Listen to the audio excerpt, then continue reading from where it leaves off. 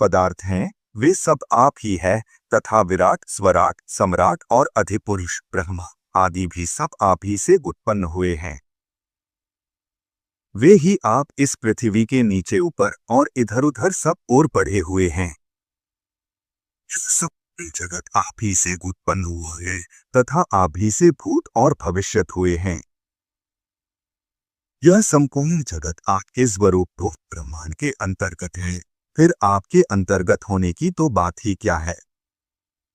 जिसमें सभी पुरोडाशों का हवन होता है, वह यज्ञ, पृष्ठाज्य, दधि और घृत तथा ग्राम्य और वन्य 2 प्रकार के पशु आप ही से उत्पन्न हुए हैं। आप ही से त्रिकरी, साम और गायत्री आदि छंद प्रकट हुए हैं।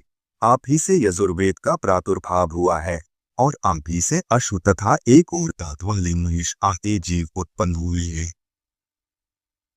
आप ही से गौओं, बकरियों, भेड़ों और मृगों की उत्पत्ति हुई है। आप ही के मुख से ब्राह्मण, बाहुओं से क्षत्रिय, जंघाओं से वैश्य और चरणों से शूद्र प्रकट हुए हैं तथा आप ही के नेत्रों से सूर्य, प्राण से वायु, मन से चंद्रमा, भीतरी छिद्र, नासारंध्र से प्राण, मुख से अग्नि, नाभि से आकाश, सिर से स्वर्ग, श्रोत्र से दिशाएं और चरणों से पृथ्वी आदि उत्पन्न हुए हैं। इस प्रकार हे प्रभु, यह संपूर्ण जगत आप ही से प्रकट हुआ है।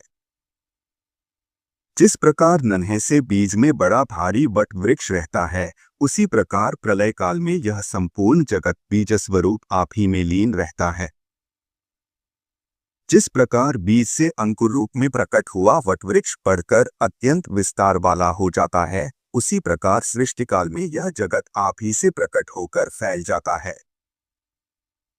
हे ईश्वर, जिस प्रकार केले का पौधा छिलके और पत्तों से अलग दिखाई नहीं देता, उसी प्रकार जगत से आप पृथक नहीं हैं, वह आप ही में स्थित देखा जाता है। सबके आधारभूत आप में ह्लादिनी, निरंतर आह्लादित करने वाली, और संधिनी, विच्छेदरहित, संवित, विद्याशक्ति अभिन्न रूप से रहती है। विषयजन्य, आह्लाद या ताप देने वाली, सात्विकी या तामसी अथवा उभय मिश्रा, राजसी कोई भी संवित नहीं है, क्योंकि आप निर्गुण हैं।